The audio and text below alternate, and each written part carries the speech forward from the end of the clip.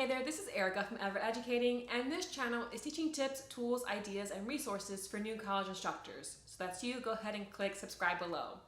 Today we're talking about different activity ideas if your students are socially distant in your classroom, or if you just don't want them to get too close because of what's going on. So maybe they're at regular distance, but you don't want to do group work because that will bring them even closer. And so I have 7 different ideas here of potential ways that you can make your class a bit more diverse and engaging rather than just doing lectures the whole time or just having whole class discussions that have the same format over and over again. So the first 2, I'm not going to go into too much detail because I have videos on them. And so this is using Kahoot or Pear Deck in order to create more interactive discussions. So with Kahoot, for example, I have a tutorial below, but here you would design a Kahoot game in which there's a springboard to discussion.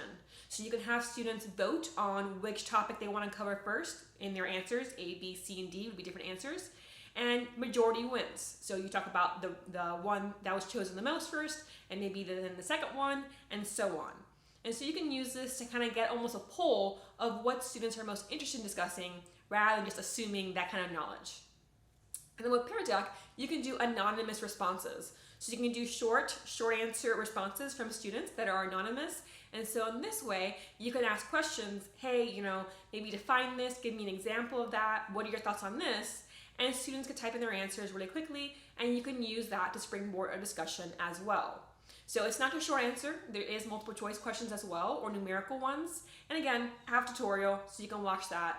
But those are 2 different ideas I discussed before, as is this third one, but I did want to mention it as well here in this video, and that's having a live feedback activity with your students. So potentially you can have them submit a short piece of writing or a short activity beforehand, and then during your class period, you can discuss and go through their answers and give advice of ways to improve, point out excellent points that they make in whatever it is that they submitted. And so that way you can give them feedback without it always having to be written feedback, which can obviously be much more time consuming on your end. And again, I have a whole video about that process, giving live feedback, so I'll link that below as well. Another option is doing desk presentations. So in this case, you would give a homework assignment to your students, maybe research this concept or read this passage and answer these questions. And then when we come to class, the next class period, you will each be presenting information of what you have researched or what you have done. And so in that case, sure, you can have them create some kind of visual if you want them to present that from your desk.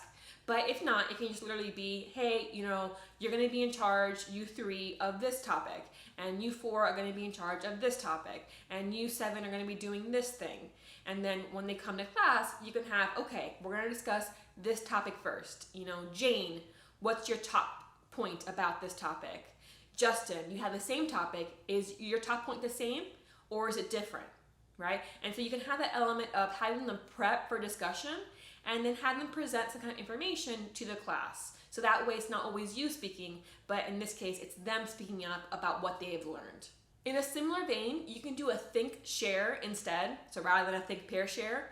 And so just like it does presentations, you're going to be assigning them homework, do this task, but rather than presenting it like at their desk, it would just be, have that prepped, because then I'm going to lead us through a discussion. And by doing that prep, you will have the answers or the ability to chime in this discussion. So rather than being a surprise of like these, you never know what questions we're going to ask during this class discussion, you prep them beforehand. Hey, we're going to cover these topics in class, next class period, or even like, here's a list of questions that I'm going to ask during our discussion. Why don't you prep the answer to 3 of them so that you have something going into our class discussion. So you're not starting from scratch in chiming in. Now, something a bit more advanced, but also more interactive, would be doing what I'm going to call synchronized debates. So in this case, and again, you could prep them beforehand or not. I would recommend or not in this case. But basically you have, like, let's say, little pieces of paper, and the paper has, you're going to be on this side of the debate, and then the other paper is you're going to be on the other side. And you have a few debate topics there in this, piece of paper that you have in your jar. And so you can go around the classroom and have, okay, don't have students pick, because again, you don't want too many hands in there. You can be the one who picks out and says, okay, here's yours, and so on. And then you can give them time to prep in class. You have 10 minutes, you have 20 minutes, whatever the case may be, to prep your side of the debate. And then we're gonna go ahead and debate in class the rest of the class period leading into the next one.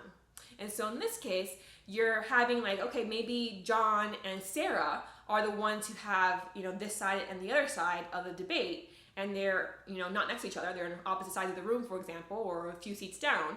So it's not them getting together and debating, it's just from where they're sitting, right? Go ahead and speak to the whole class, but you were debating back and forth with this person. And so that's a bit more complex. It takes more prep time, but I recommend doing it in person in case they have like questions or they're uncertain about something, rather than assigning for homework.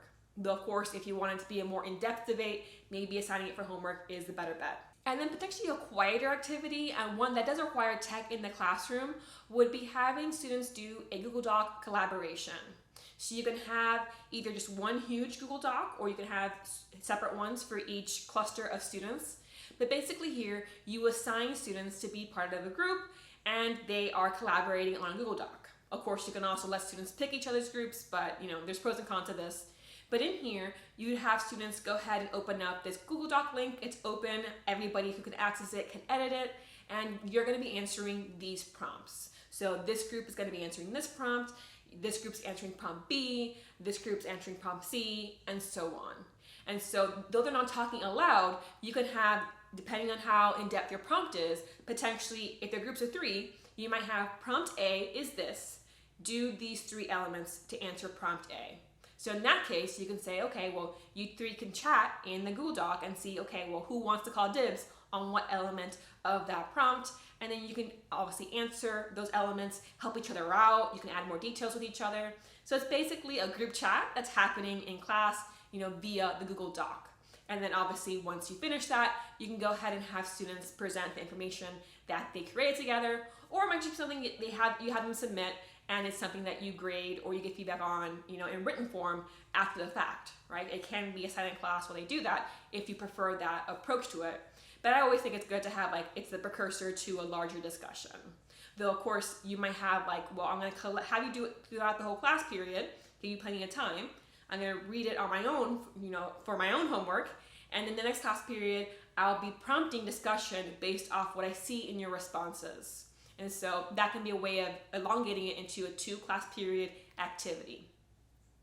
So these are just some ideas of, again, how to have different types of class discussions in case you don't want to do small group things because, again, of the social distance aspect of, the current semester. I hope these are helpful. If you have your own ideas, let me know below. And of course, click like if you found this video helpful, and subscribe if you don't want to miss out on any future content. I'll have all the links for all the tutorials that I mentioned down below, along with some other relevant videos as well.